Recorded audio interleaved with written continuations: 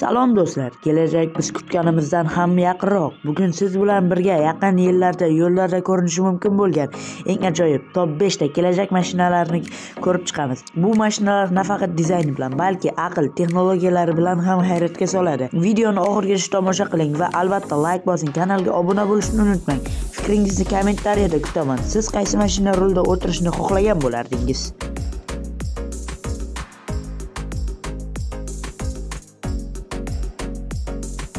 Rolls-Royce 103AX. Bu Rolls-Royce kompaniyasining kelajakda avtomobillar konspekti bo'lib, u 2016-yilda taqdim etilgan. Bu model Rolls-Royce'ning Vision Next 100 loyihasi doirasida yaratilgan bo'lib, kompaniyaning 100 yillik kelajagini tasvirlaydi. Quyida 103AX haqida asosiy ma'lumotlar. Asosiy xususiyatlari: to'liq elektr. 103AX to'liq elektromotor bilan harakatlanadi. Ekologik, toza va shovqinsiz. Avtonom boshqaruv, o'z-o'zini boshqarish. Bu mashina haydovchisiz harakatlana oladi. Klassik haydovchi o'rni umuman yo'q. Bu shaxsiy haydovchi tajribasini taklif qiladigan sun'iy intellekt tizimi yordamida boshqariladi. Sun'iy intellekt, ya'ni Eleonora. Rolls-Royce 103AX da sizga xizmat qiladigan shaxsiy yordamchi mavjud. U sizning odatlaringizni o'rganadi va siz uchun eng yaxshi xizmat ko'rsatadi.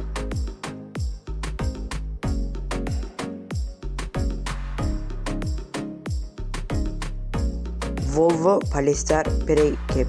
Bu Volvo va Geely kompaniyalarining shu'ba korxonasi bo'lgan Polestar tomonidan ishlab chiqilgan to'liq elektrik konsept avtomobilidir.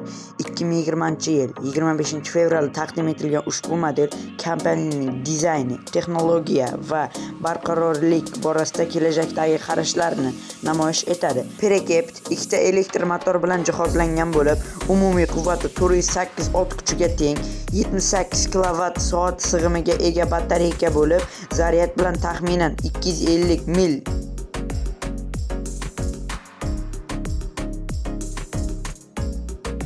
Mercedes-Benz Vision Avatar. Bu Mercedes-Benz va Disney kompaniyasi hamkorligida yaratilgan futuristik konspekt avtomobil bo'lib, u 2020-yilda Las Vegas Case ko'rgazmasida taqdim etilgan. U 2009-yilda chiqqan Avatar filmi va Pandora sayyorasining biologik uyg'unligi konspeksiyasidan yaratilgan. Boshqaruv an'anaviy rul o'rniga markaziy konsolda joylashgan Merge Device deb nomlangan sensorli boshqaruv moslamasi mavjud. Bu qurilma orqali foydalanuvchi avtomobilni boshqarishi mumkin.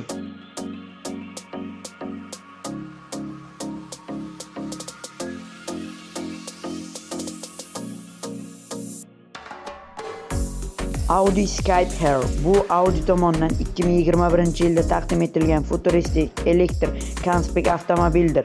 U ikki rejimda ishlashga mo'ljallangan: sport rejimi va avtonom haydov rejimi. Asosiy texnik xususiyatlar: quvvat 623 ta ot kuchi, 465 kW, tezlanish 0 dan 100 km/soatgacha torsionadi. Batareyka: 800 kWh sig'imli batareya, 500 km gacha masofa. G'ildiraklar: 23 dyumli alyuminiy disklar. Og'irlik taxminan 1800 kg. Dizayn va funksional imkoniyatlari: o'zgaruvchan uzunlik. Avtomobilning uzunligi sport rejimida 4,94 metr, Grand Tourning rejimida esa 5,19 metr bo'lib, 250 mm gacha o'zgaradi. Avtonom haydov: 4 darajali avtonom haydov tizimi mavjud bo'lib, bu rejimda rul va pedal tizimi yashirinadi.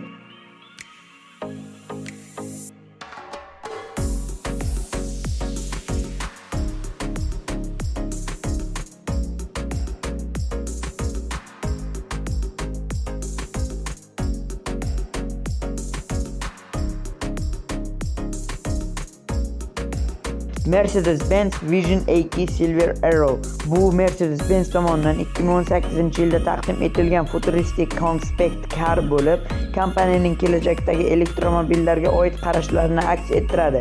Ushbu avtomobil o'z dizaynini va texnologiyasi bilan klassik Mercedes V125 Silver Arrow 1937-yil avtomobiliga hurmat bajo keltiradi, lekin zamonaviy va elektrik shaklda qayta talqin qilingan. Asosiy ma'lumotlar: taqdim etilgan sana 2018-yil, Frankfurt avtosaloni. Kuzov materiali karbon tolali, monokok, Engli va mustahkam, uzunligi taxminan 5,3 metr. Dizayn juda past, aerodinamik, monoseator, faqat bitta o'rindiqli. Texnik xususiyatlari: quvvat 550 kW, 750 ta ot kuchi, motor, to'liq elektromotor, batareyka, 80 kW soat sig'imga ega. Zaryad bilan yurish masofasi taxminan 400 km. Tezlik juda tezlanishga ega, lekin aniq 0 dan 100 km/soat vaqtgacha ko'rsatilmagan. Dizayn xususiyatlari: avtomobil kuzovi klassik 1930-yillardagi poyga mashinalariga o'xshash tarzda uzoq va silliq chiziqlarga ega.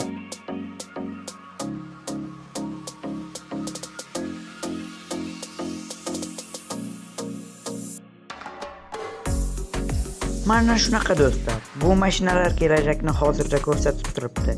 Video yoqdi deb o'ylayman. Like bosib, obuna bo'ling va kommentda eng yoqqan mashinangizni yozib qoldiring. Yana ko'rishguncha, xayr.